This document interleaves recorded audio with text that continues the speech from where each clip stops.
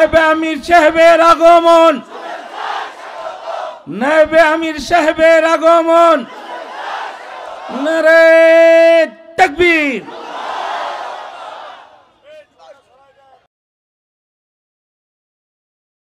নায়েবে আমির সাহেবের আগমন, নায়েবে আমির সাহেবের আগমন, নারে তাকবীর।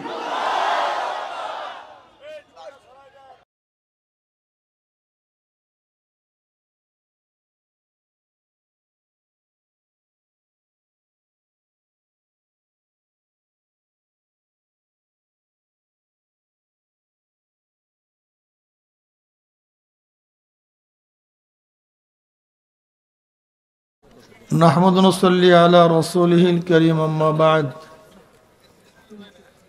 فأعوذ بالله من الشيطان الرجيم بسم الله الرحمن الرحيم وما أرسلناك إلا رحمة للعالمين شهد الشريف اللهم صل على سيدنا ونبينا وشفيعنا وحبيبنا مولانا محمد صلى الله عليه وعلى آله وأصحابه وبارك وسلم شهد الشريف اللهم صل على سيدنا ونبينا وحبيبنا مولانا محمد صلى الله عليه وعلى آله وأصحابه وبارك وسلم اللهم صل على سيدنا وحبيبنا مولانا محمد صلى الله عليه وعلى যখন तमाम দুনিয়ার থেকে ইসলাম মুসলমানদেরকে মিটিয়ে দেওয়ার ষড়যন্ত্র চলতেছে, तमाम দুনিয়ার মধ্যে ইসলাম মুসলমান থাকবে কি থাকবে না এই প্রশ্নের সৃষ্টি হয়েছে। যে যেমন মানুষ নেকের কাজ ছাড়তেছে, গুনার কাজ ধরতেছে, শুধু গুনার কাজ ধরেই না বরং গুনার কাজে প্রতিযোগিতা শুরু করছে কে কার আগে জাহান্নামে যাবে। সবাই বলি নাউযুবিল্লাহ। যে যেমন মানুষ নেকের কাজে আশ্চর্য হয়, গুনার কাজে স্বাভাবিক থাকে। যে যেমন মুসলমান ইসলামকে পছন্দ করে না, বরং নামধারী মুসলমান ইসলামের সবচেয়ে বড় দুশ্মন হয়ে গেছে। যে যেমন শিরক বিদআতকে ইবাদত মনে করে, শিরক বিদআতকে কবর পূজা, ব্যক্তি পূজা, এগুলো শিরক বিদআত। দাবি করে আমি আবেদ, আমি মারিফাতের লাইনের লোক, আমি তাসাউফের লাইনের লোক, আমি তরিকাতের লাইনের লোক, অথচ করতেছে শিরক বিদআত। ইমাম মানা, মাযহাব মানা কি বলে? শিরক বিদআত। অথচ এগুলি খুবই জরুরি।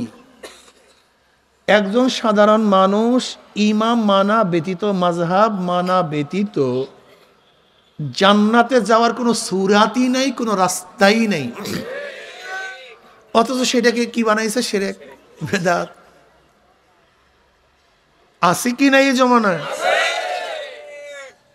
যেই জমানায় আংশিক দিন পালন করেও, আংশিক দিন পালন করেও পরিপূর্ণ দিন পালন করা ঢেকুর তুলে পালন করে, দাবি করে আমার চেয়ে বড় দিনদার আর দুনিয়াতে নেই, সবচেয়ে বড় আমি দিনদার। সেই মুহূর্তে আল্লাহ পাক রব্বুল আলামিন আপনাকে আমাকে কোরআন ও হাদিসের মাজলিস, আলেম ওলামা, মুমিন মুত্তাকিন, জাকিরিন শাকিরিনদের গুরুত্বপূর্ণ এক দামি মাজলিসে আসার, বসার, বলার, শোনার তৌফিক আল্লাহ পাক দান করছেন। শুকরিয়া দান সবাই বলে আলহামদুলিল্লাহ। এই মাজলিস অনেক গুরুত্বপূর্ণ, অনেক দামি মাজলিস। তো জিকিরের মাজলিস, জিকিরের মাজলিস অনেক দামি। দুনিয়ার মধ্যে দামি ব্যক্তি যখন আসে তাকে গার্ড অব অনারের ব্যবস্থা করা হয়। অমুক দেশে প্রেসিডেন্ট, প্রাইম মিনিস্টার আসছে, তার সম্মানার্থে গোটা এরিয়াকে আর্মি, মিলিটারি, প্রশাসন গিরিয়া ফেলায়। দামি ব্যক্তির আলোচনা সব জায়গায় ছড়িয়ে পড়ে। শুনছো কি আসছে আমাদের দেশে? দামি ব্যক্তির উপরে আতর, গোলাপ ফুল ছিটাতে থাকে নাকি ভাই? আপনারা দামি হওয়ার কারণে গোটা এরিয়াকে ফেরেশতারা গিরিয়া ফেলাইছে। কি রে ভাই, সুবহানাল্লাহ বলবেন না সবাই নাকি? দুনিয়ার দামি ব্যক্তিদের উপর আতর গোলাপ ফুল ছিটায় মানুষ। আপনারা এত দামি, আপনাদের উপর রহমত এবং সাকিনা বর্ষণ করতেছে খোদ আল্লাহ পাক নিজে। দুনিয়ার দামি ব্যক্তির আলোচনা মানুষ করে, মানুষের আলোচনা মানুষ করে। আপনারা এত দামি, আপনাদের আলোচনা খোদ আল্লাহ পাক নিজেই শুরু করছেন। ওয়ান আবি হুরায়রা রাদিয়াল্লাহু তাআলা আনহু, নবী সাইদ খুদরি রাদিয়াল্লাহু তাআলা আনহু আন্নাহুমা শাহাদা আলা রাসূলিল্লাহি সাল্লাল্লাহু আলাইহি পড়বেন না সাল্লাল্লাহু আলাইহি ওয়াসাল্লাম আন্নাহু قال لا يقعد قوم يذكرون الله تعالى الا حفتهم الملائكه وغشيتهم الرحمه ونزلت عليهم السكينه وذكرهم الله في من عنده رواه মুসলিম। এই মাজলিস অনেক গুরুত্বপূর্ণ, অনেক দামি। যেহেতু রাত্র অনেক হয়ে গেছে, আমি সংক্ষিপ্ত কিছু সময় আলোচনা করব। খুব খেয়ালের সাথে কথাগুলি শোনা চাই।